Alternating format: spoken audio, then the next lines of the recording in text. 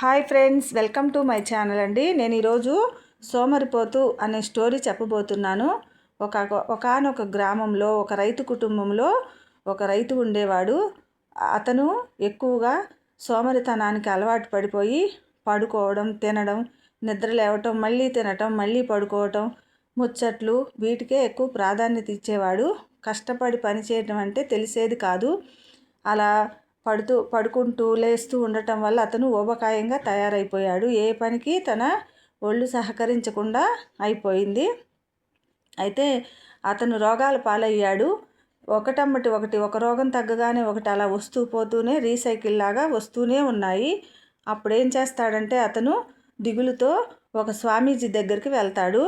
వెళ్ళి, స్వామి, నాకు మీరే ఆరోగ్యం బాగు చేయండి అని కాళ్ళు పట్టుకొని బతిమిలాడతాడు. అప్పుడు, నాయన, నేను చెప్పినట్టు చెయ్యి, నీకు రోగం తగ్గిపోద్ది అంటాడు. చెప్పండి స్వామి, మీరేం చెప్పినా చేస్తాను అంటాడు. అన్నప్పుడు స్వామీజీ అంటాడు కదా, నేను ఒక పౌడర్ ఇస్తాను, దాన్ని మీరు తీసుకెళ్ళి మీ చెమటతో తడిపి మీరు వేసుకోండి, గుళికల్లాగా చేసుకొని వేసుకోమంటాడు. సరే, ఇవ్వండి స్వామి అని తీసుకెళ్తాడు. ఎంతకీ చెమట రాదు. అప్పుడు కష్టపడితేనే చెమట వస్తుందని తెలుసుకుంటాడు. ఆ చెమట ద్వారా వచ్చిన దాన్ని ఔషధాన్ని తడుపుతూ ఎంత కష్టపడ్డా కూడా ఔషధం తడిపే అంత చెమట రాదు. ఇంకా కష్టపడుతూనే ఉంటాడు. కానీ రాను రాను తనలో మార్పు అనేది గమనించుకొని ఇంకా కష్టపడటం మొదలు పెడతాడు. ఆ స్వామి దగ్గర నుంచి వెళ్ళి బాగా కష్టపడటం, గడ్డి కోయడము, నాగలి దున్నటం ఇవన్నీ చేస్తూ ఉంటాడు. అప్పుడు అతనికి వచ్చే చెమటతో ఔషధాన్ని తడపడం చేస్తూ అప్పుడు కానీ ఎంతో కష్టపడితే కానీ అలా అతనిచ్చిన ఆ మట్టి ముద్ద అనేది తడుస్తూ ఉంటుందన్నమాట. సో ఆ తర్వాత ఏం చేస్తాడంటే, ఇంకా అలా కష్టపడుతూ ఉంటే రాను రాను అతనిలో రోగం తగ్గుముఖం పడుతుంది.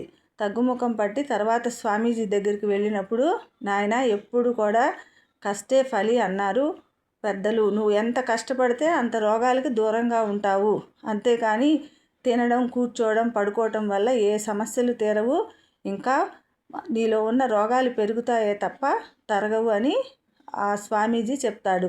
అప్పటి నుంచి అతను తన యొక్క సోమరిపోతుతనాన్ని వదిలి తన వ్యవసాయం ఎంతో సంతోషంగా చేసుకుంటూ భార్య బిడ్డలతో చాలా చాలా సంతోషంగా ఉంటాడు. దీని యొక్క నీతి ఏంటంటే, మనం ఎప్పుడైనా సరే ఎంత కష్టపడితే అంత సంతోషంగా ఉంటాము. ఏ డబ్బు కానీ ఏది కానీ మన ఆరోగ్యానికి కాపాడదు, మన కష్టమే మనల్ని కాపాడుతుంది అని ఈ కథలో మనం తెలుసుకోవాల్సిన నీతి అన్నమాట. Thank you so much friends. ఈ స్టోరీ కనుక మీకు నచ్చినట్లయితే share and subscribe. Thank you.